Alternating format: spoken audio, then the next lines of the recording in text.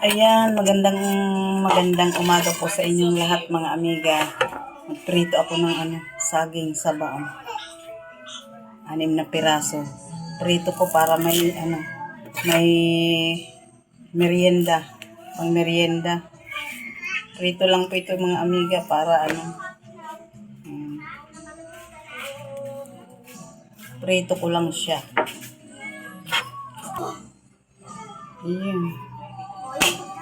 Tawan mo na ako, aray. Malis ka na.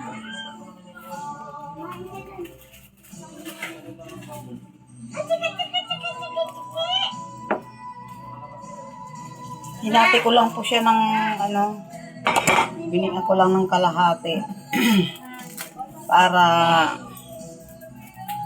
madami kunwari tingnan. Ayan. Marami akong mga apo kaya oh, diba? Mga apo ko kumakain naman ito pag prito. Pero pag laga, nako, kasi hindi nila pinapansin pagka inilaga ko. Prito ko siya para hanggang ayan, nasa labas ko sila naglalaro. Hanggang hindi pa ako nagluluto rin ng ulam. Mamaya magluluto ng ulam. Ayan.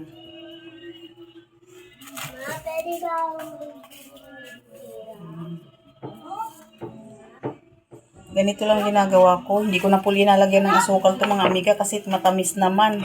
Tsaka hinog. Ayan. Ito, mamaya ko ipiprito. Pagkatapos ko rin itong magbalat ng kalabasa mga amiga. Ayan, nabalatan ko na nga. Naalala ko nga pala yung saging ipiprito. Ito po ilalaga ko siya mga amiga. Pagkain ng aking mga apo. Pagkain nila. Lalaga ko lang po ito. Saka,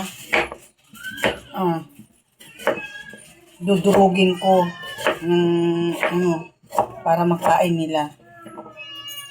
Liliitan ko lang po paglaga para siya, para hindi siya mahirap durugin mamaya.